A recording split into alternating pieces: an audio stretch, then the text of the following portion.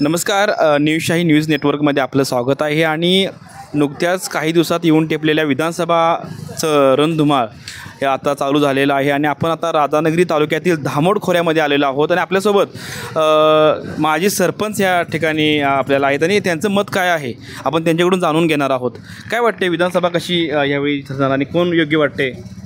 ह्यावेळी महाविकास आघाडीला वारं चांगलं आहे आपल्या राधानगरी तालुक्यात. आणि ह्यावेळी आमच्या राधानगरीकरांच्या पूर्ण भावना आहेत की राधानगरीचा आमदार व्हावा. गेली 30 वर्षे राधानगरी तालुक्याला प्रतिनिधित्व नाही. ज्याप्रमाणे भुदरगडचा विकास झाला त्या पद्धतीने राधानगरी तालुक्याचा विकास झालेला नाही. आणि राधानगरी तालुक्याचा जर विकास व्हायचा असेल तर राधानगरीचाच आमदार व्हायला पाहिजे. आणि ए.वाय. पाटील साहेबांच्या रूपानेच गेली ते ए.वाय. साहेब पाटीलच काय पाहिजेत तर गेली 20 वर्षे ए.वाय. साहेब या आमदारकीसाठी झुंजत आहेत.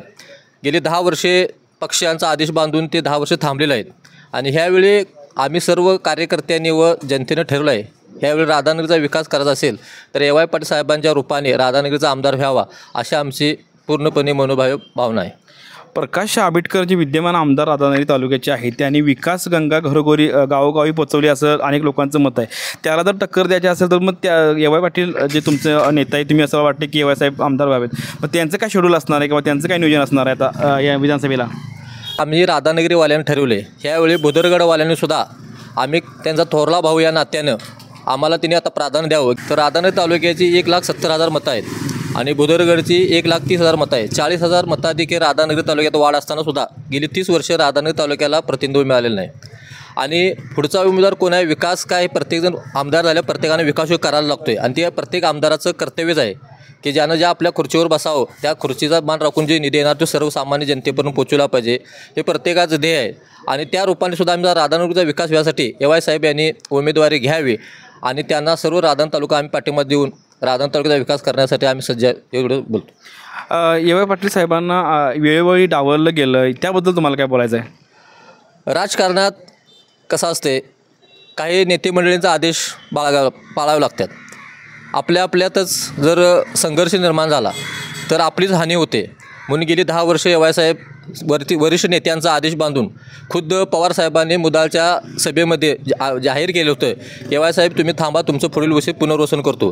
गेली 10 वर्षे ए.वाय. साहेबांना फक्त थांबवलं जाते आणि थांबूनसुद्धा त्यांना अजूनपर्यंत प्राधान्य मिळाले. वरील सर्व वरिष्ठ नेत्यांना, महाविकास आघाडीच्या नेत्यांना, आम्हाला जनतेची एवढीच विनंती आहे की ए.वाय. साहेबांनी आता ह्या 10 वर्ष आमदारकी लढवायच्या उद्देशानं काँग्रेस असू दे, शेका पक्ष असू दे, शिवसेना असू दे, जनता दल असू दे, राधानगरी तालुक्याचे एक संघ मूड बांधण्याचा गेली 10 वर्ष प्रयत्न केला आहे. आणि आमच्या सर्व महाविकास आघाडीच्या घटकांचा हेच विषय आहे की राधानगरी तालुक्याचा आमदार ए.वाय. साहेब यांच्या रूपाने व्हावे अशी आमची इच्छा आहे. यावेळी मेव्हणे पाहुणे एकत्र येणार की काय, एकमेकाला मदत करणार का? मेव्हणे पाहुणे एकत्र आलं तर चांगलंच आहे. आणि या अशा आमच्या जनतेची भावना आहे. परवा भुदरगडमध्ये सुद्धा आम्ही योगायोगाने फिरत गेलो तर भुदरगडच्या सुद्धा लोकांचं असं म्हणणं आहे की दोघांनी मेव्हण्या पाहुण्याने एक जागा येऊन इलेक्शन लढवावे. मग आम्ही भुदरगडवाल्यांना सुद्धा सांगितलं की गेली 30 वर्षे तुमची आम्ही पाठीशी आहे. सर्व भुदरगडवासियांना आमची विनंती आहे की ह्यावेळी मोठा भाऊ या नात्याने राधानगरीला तुम्ही आम्हाला प्राधान्य द्यावं. आणि जर आता तुम्ही आम्हाला जर महाविकास आघाडीतून तिकीट मिळालं नाही तर आम्ही जनतेनं ठरवलं आहे सांगलीसारखं विशाल पाटलाने ज्या पद्धतीने केलं त्या पद्धतीनं राधानगरी तालुक्याचं आम्ही केल्याशिवाय राहणार नाही. कारण ए.वाय. साहेब हे आता 10 वर्ष थांबल्यात, आता थांबून चालणार. एक तर के.पी. साहेबांनी थांबावं अशी आमची मनोमानी भावना आहे राष्ट्रवादी ज्या कार्यकर्त्यांच्या लोकांची. राधानगरी कार्यकर्त्यांचं असं मत आहे की आता एकच निर्धार, राधानगरीचा आमदार या ठिकाणी लोकांच्या प्रतिक्रिया येत आहेत. तुर्तास धन्यवाद.